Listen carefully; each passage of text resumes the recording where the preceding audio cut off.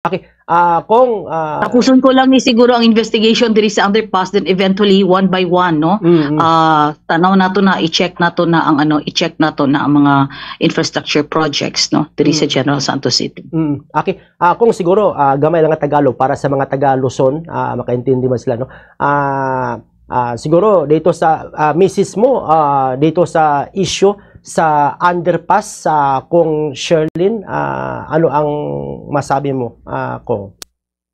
Well, una, definitely ito po ay hindi isang ghost project, ang underpass, no. Marami ang mga sinasabi na hindi naman totoo. So I would advise na mas maganda po siguro na talagang doon tayo sa mga papeles at mga dokumento, talagang suriin natin, no. Kasi yung mga speculations at saka misinformation hindi nakakatulong sa project. So, ang tingin ko dito, dapat tingnan ang design, tingnan ang geotechnical investigation, tama ba ito ang design? Otherwise, pag hindi ito mabilis na action ng ating DPWH. Kaya otherwise, pag hindi po ito matingnan, hindi maisaayos, definitely, itong project na ito will be a total fiasco. No? So, yun sana. Doon tayo sa solusyon. Real action.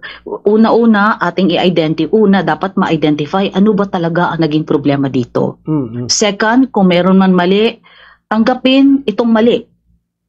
And then, find the corresponding solution. Kasi pag i-deny natin kung ano nagiging problema, hindi talaga ito malalagyan ng appropriate solution dito, no? Na para maayos itong pagkakagawa ng ating underpass.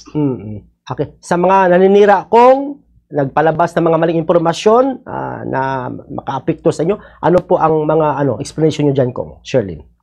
I wouldn't mind kasi una-una, no, intact ang ating integridad. No? Wala tayong kinuha na pera dyan galing sa kaba ng gobyerno. Ang ating dyan, ginagawa natin maayos ang ating trabaho at patuloy natin natututupan yan. No? While yung mga issues and allegations, no, they can fabricate lies, pero at the end of the day, lalabas din ang totoo dyan.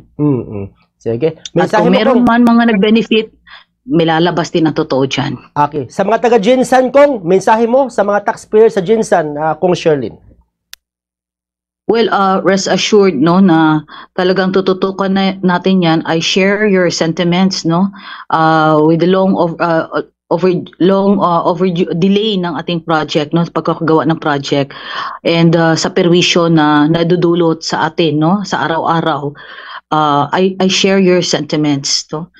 Lalo na din, no, sa ating mga establishments din dyan na talagang apektado na. I hope that makakome up din yung city ng resolution, no, for a tax holiday sa mga affected na negosyo, no, dyan sa ating underpass, na in a way ma-alleviate din ang kanilang, matulungan sila sa kanilang losses, na ma-alleviate din, no, ang burden.